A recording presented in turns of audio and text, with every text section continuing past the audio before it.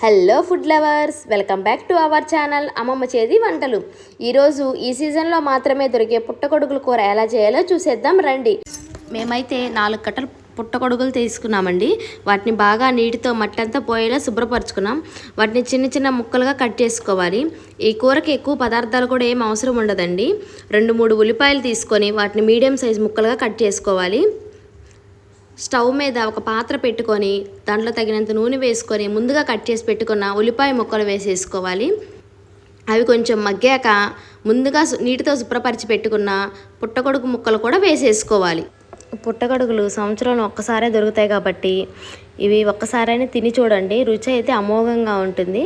ఇవి శాకాహారులైనా మాంసాహారులైనా ఎవరైనా తీసుకోవచ్చు. తగినంత రాళ్ళ ఉప్పు, తగినంత పసుపు వేసేసుకోవాలి. వీడియోలో చూపిస్తున్న విధంగా ముక్కల్ని బాగా కదుపుకోవాలి. కదుపుకున్నాక మూత పెట్టేసుకోవాలి. తగినంత కారం చూసుకొని వేసుకోండి. కారం ఎక్కువేం పట్టదండి, కొంచెమే పడుతుంది. మీ రుచికి తగినట్టు కారం వేసుకోండి. కారం వేసుకున్నాక పులుసు కోసం తగినన్ని నీళ్లు పోసుకొని గరిటెతో నిదానంగా కదుపుకోండి. ఎందుకంటే పుట్టగొడుగులు చాలా సెన్సిటివ్గా ఉంటాయి కాబట్టి ఊరకనే ముక్కలు విరిగిపోతూ ఉంటాయి. చిన్నగా తిప్పుకోండి. కారం బాగా కలిసేలాగా కదుపుకొని మూత పెట్టేసుకోవాలి.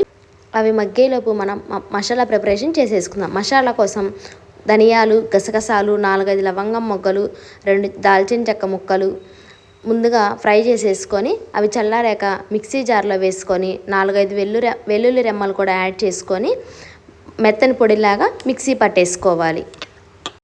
ఎక్కువ మొత్తంలో మసాలాని ఇలా ప్రిపేర్ చేసి పెట్టుకుంటే ఈ మసాలా ఏ కూరల్లో అయినా చాలా రుచిగా ఉంటుంది. ఎక్కువ రోజులు కూడా నిల్వ ఉంటుంది.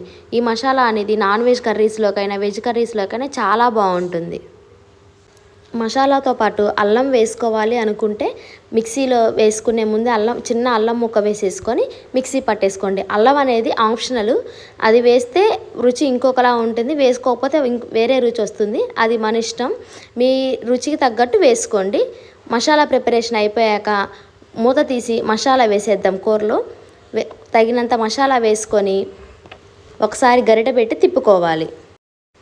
మసాలా వేసాక ఒక 2 నిమిషాల పాటు కూరని ఉడకనిచ్చి దించేసుకోవాలి. అంతే అండి, ఎంతో రుచికరమైన పుట్టగొడుగుల కూర రెడీ. రేట్ ఎక్కువైనా పర్లేదు కానీ ఈ సీజన్లో ఒక్కసారైనా పుట్టగొడుగుల కూర చేసుకొని తినాల్సిందేనండి. మీరేమంటారో కామెంట్ చేయండి. మా వీడియో నచ్చినట్టయితే లైక్ చేయండి, షేర్ చేయండి, సబ్స్క్రైబ్ చేసుకోవడం మాత్రం మర్చిపోకండి. మరో రుచికరమైన వంటతో మళ్ళీ మీ ముందుకు వచ్చేస్తాను. Thank you all.